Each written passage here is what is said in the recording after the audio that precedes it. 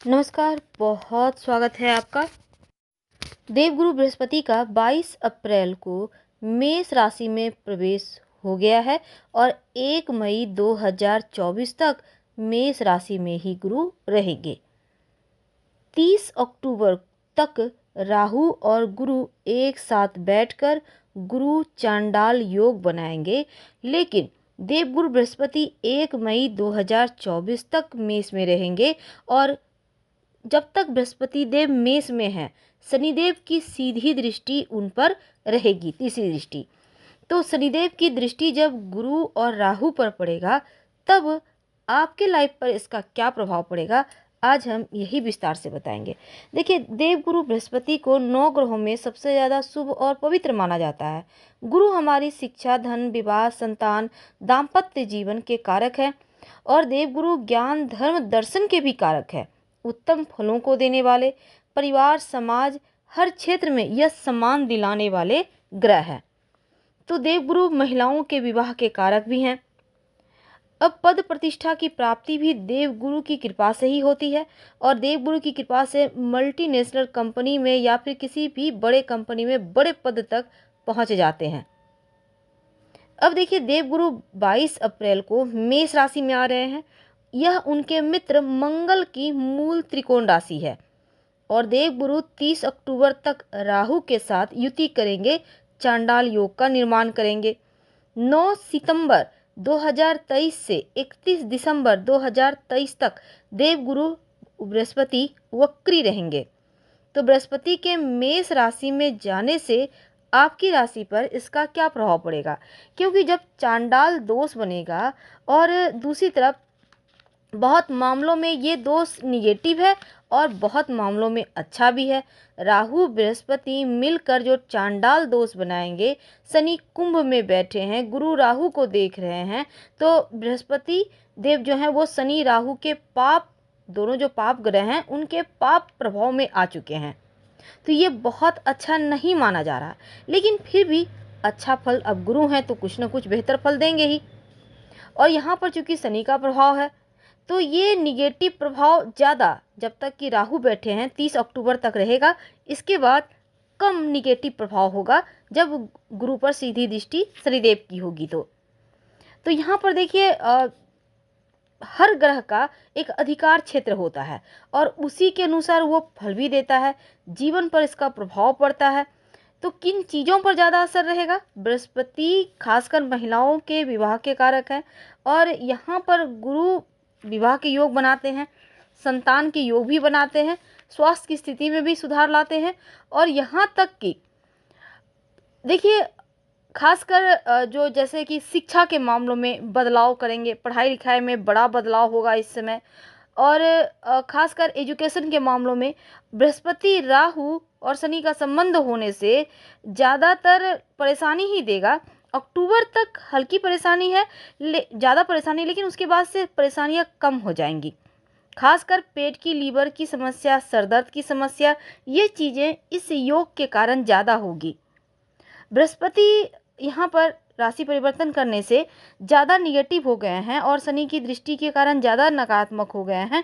तो ऐसे में इनसे बचने के लिए क्या करें, क्योंकि बदनामी और अपयश योग भी बना रहे हैं और ये प्रभाव खासकर आपके हो सकता है स्वभाव पर भी थोड़ा सा पड़े।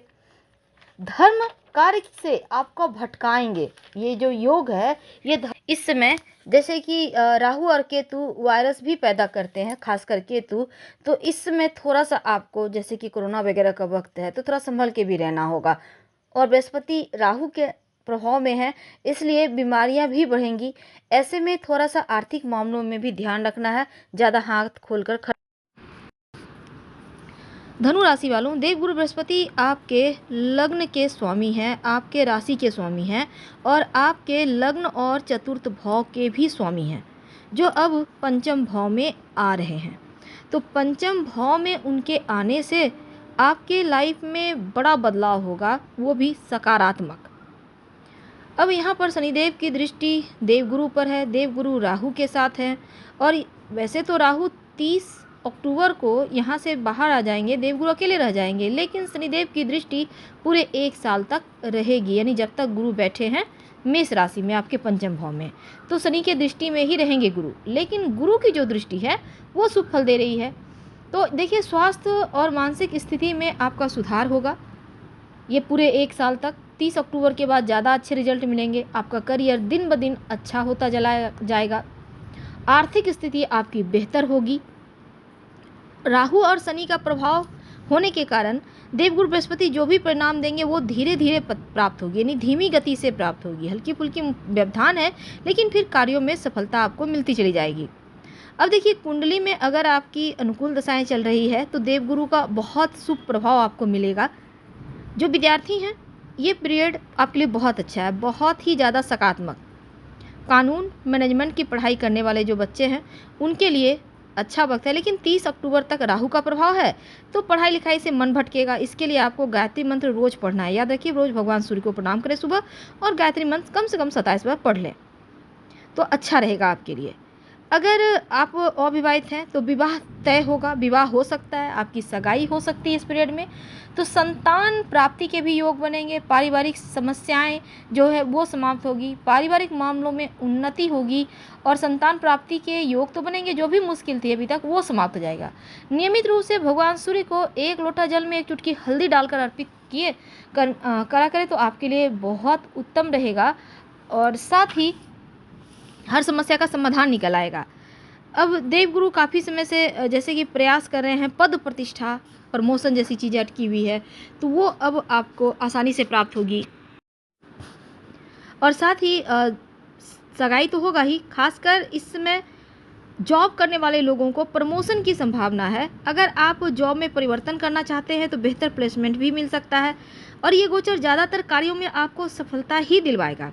शेयर मार्केट वगैरह से जुड़े हैं तो भी सफलता मिलेगी, और इस समय आपको विविध माध्यम से यानी एक से ज़्यादा स्रोत से धन प्राप्ति करवाएंगे गुरु।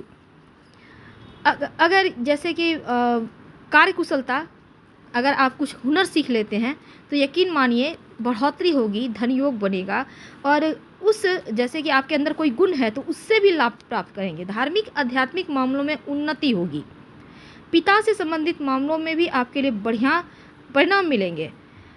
देखिए पूरे 1 साल तक मुफ्त में कोई भी उपहार किसी का स्वीकार ना करें। दान कोई देता है तो वो स्वीकार ना करें, और कहने का तात्पर्य फ्री में किसी से कुछ नहीं लेना, चाहे उपहार हो या कोई भी चीज़ हो। जब भी दे उसको आप उसका वैल्यू देकर ही लें। किसी से भी कुछ लेना हो तो, कोई गिफ्ट भी देता है तो रिटर्न गिफ्ट दे दें। वैसे साधु संत गुरुजन का सेवा करें या फिर उनका सम्मान करें तो आपके लिए और उत्तम रहेगा। आप हर रोज़ नमः शिवाय का भी जप कर सकते हैं। तो हम आपसे विदा लेते हैं। जानकारी अच्छी लगे तो लाइक कर सब्सक्राइब करें अपनों से।